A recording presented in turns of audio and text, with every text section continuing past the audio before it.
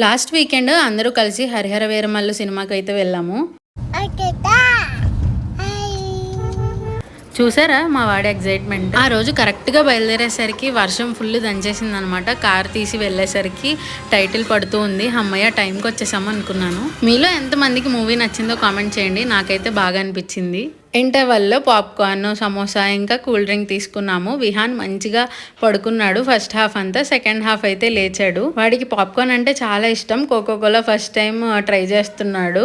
మంచిది కాదనుకోండి, బట్ కొంచెం టేస్ట్ చేసి వాడి రియాక్షన్ చూడండి. అండ్ సెకండ్ హాఫ్లో పాట ఉంది కదా, దానికైతే మంచి ఎగ్జైట్మెంట్తో డ్యాన్స్ చేశాడు. కొంచెం నేను రికార్డ్ చేశాను.